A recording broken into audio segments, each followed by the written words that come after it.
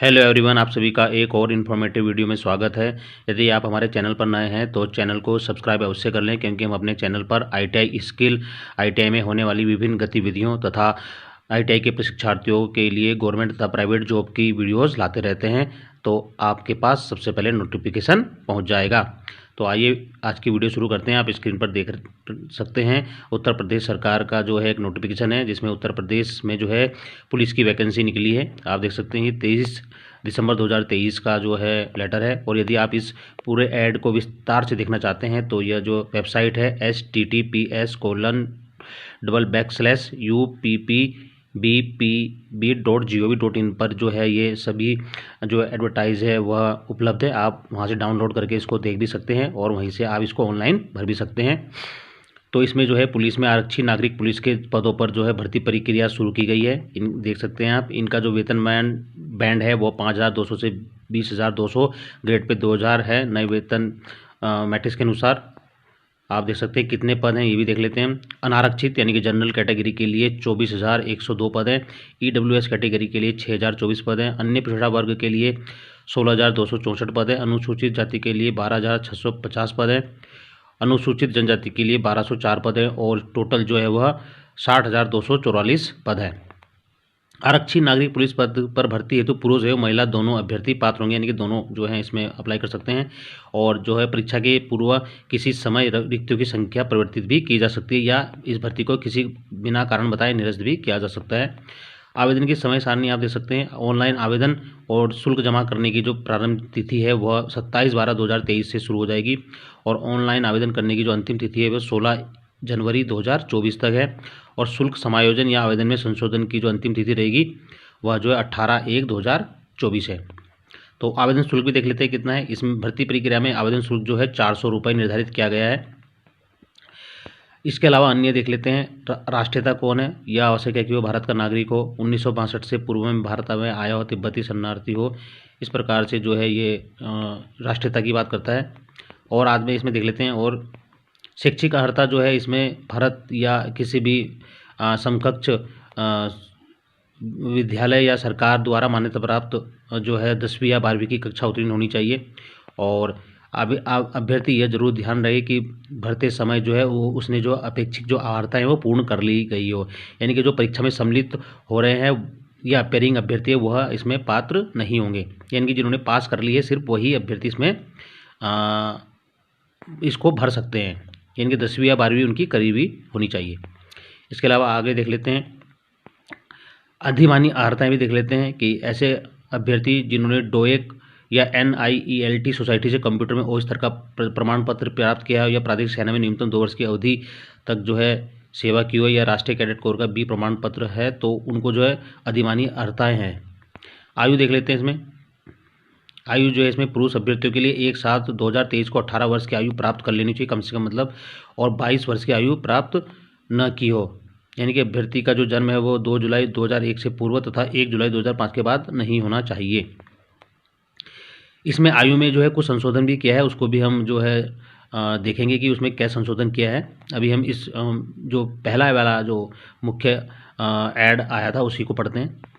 महिला अभ्यर्थियों के लिए जो है 1/7/2023 को 18 वर्ष की आयु प्राप्त कर ली हो और 25 वर्ष की आयु प्राप्त न की हो, यानी कि जन्म जो है 2 जुलाई 1998 से पहले तथा 1 जुलाई 2005 के बाद का नहीं होना चाहिए, ऐसा इसमें है। लेकिन आयु में कुछ संशोधन हुआ है, वो हम जब आगे जो इसकी डिटेल पढ़ेंगे तो उसमें हम आपको बताएंगे कि आयु में और क्या चेंज हुआ है। परंतु अन्य पिछड़ा वर्ग, अनुसूचित जाति, अनुसूचित जनजाति और ऐसी श्रेणियों के अभ्यर्थी जो केवल उत्तर प्रदेश के मूल निवासी हैं के लिए अधिकतम आयु सीमा में शासन के निर्देशानुसार छूट भी रहेगी। चरित्र आपका जो है अच्छा होना चाहिए। और आगे देखते हैं इसमें जो इम्पोर्टेंट क्या है।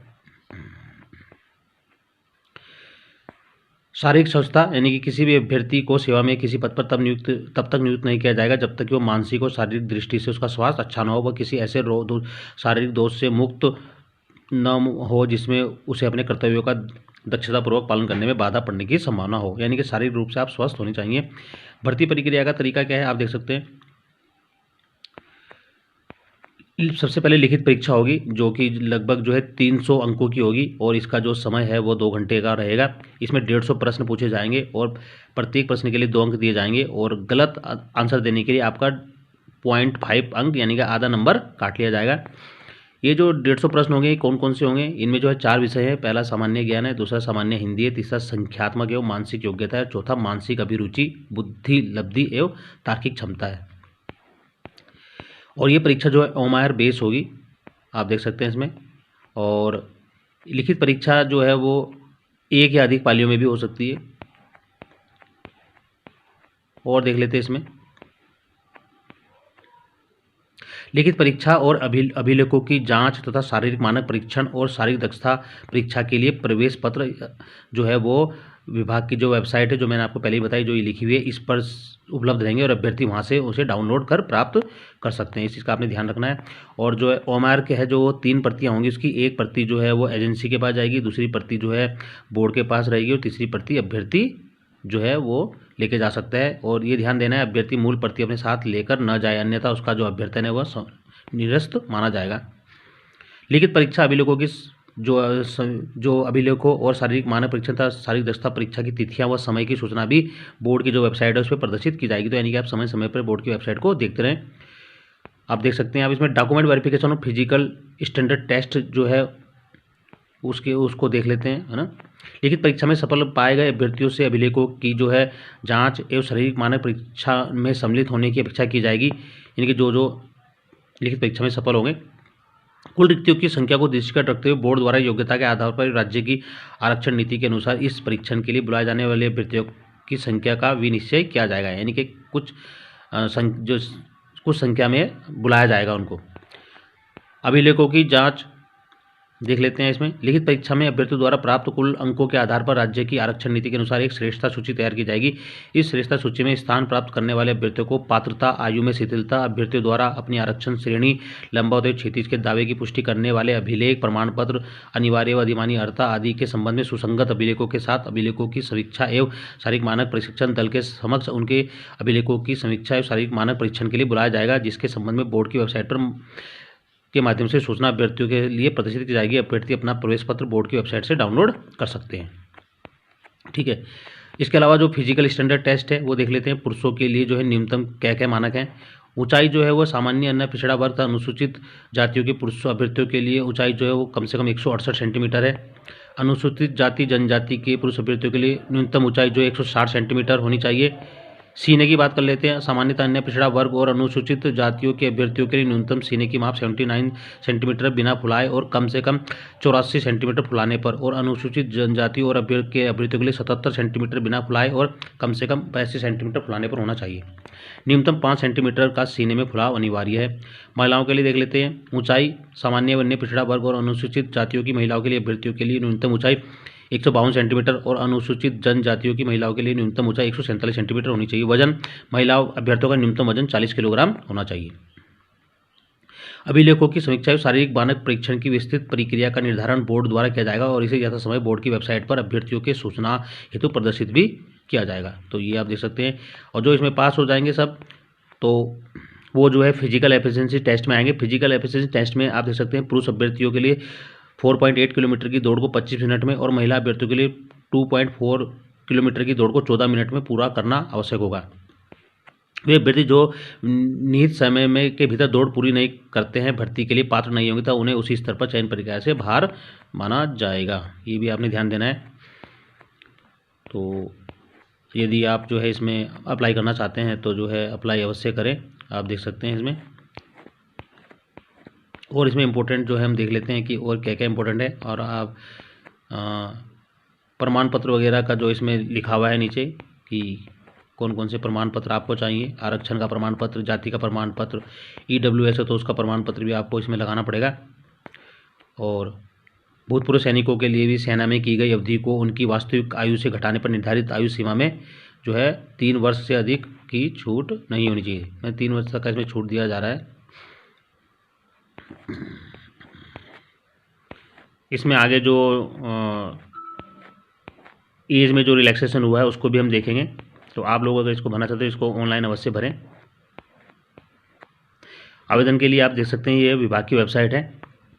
इस पर जाना है आपने विभाग की वेबसाइट पे https://uppbp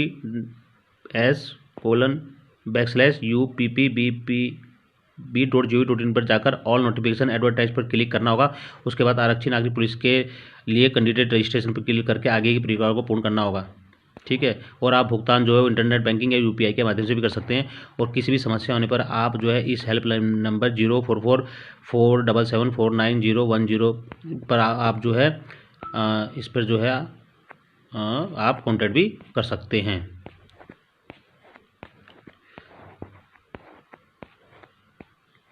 और सूचनाएं इसमें देख सकते हैं। आवेदन पत्र में अन्य सूचनाओं के अतिरिक्त फोटो और हस्ताक्षर अलग अलग अपलोड करना होगा। और अपनी जो है रंगीन फोटो आवेदन पत्र में निम्नलिखित आकार न्यूनतम 20 KB तथा अधिकतम 50 KB, हस्ताक्षर भी आपके 5 KB और 20 KB के ही होने चाहिए। यह भी ध्यान रखना है कि रंगीन फोटो न्यूनतम होनी चाहिए। फोटो का आकार भी 35 मिमी से 45 मिमी तक का ये होना चाहिए।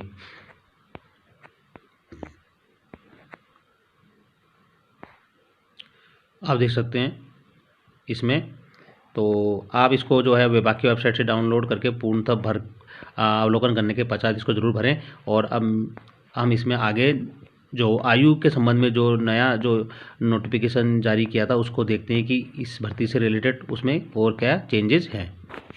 आप देख सकते हैं ये नोटिफिकेशन उत्तर प्रदेश पुलिस भर्ती एवं प्रोन्नत बोर्ड के द्वारा जारी किया गया है। इसमें जो है उत्तर प्रदेश पुलिस में पुरुष एवं महिलाओं के आरक्षित नागरिक पुलिस के पदों पर सीधी भर्ती 2023 की चयन प्रक्रिया पूर्ण करने हेतु ऑनलाइन आवेदन पत्र आमंत्रित किए गए हैं।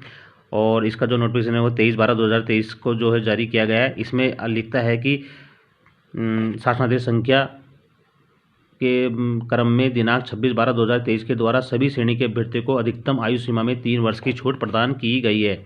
तो बोर्ड की विज्ञप्ति को 23/12/2023 को उपरोक्त सीमा तक संशोधित समझा जाए। यानी कि जो अभ्यर्थी है अगर उनकी आयु जो है मैक्सिमम से ऊपर भी हो जाती है तो तब भी उनको 3 वर्ष की छूट दी जाएगी। आप देख सकते हैं 26/12/2023 का ये जो है लेटर है। तो आशा करता हूँ आप जो है इस फॉर्म को भरें और इसी प्रकार की वीडियोज़ के लिए चैनल को सब्सक्राइब अवश्य करें। धन्यवाद।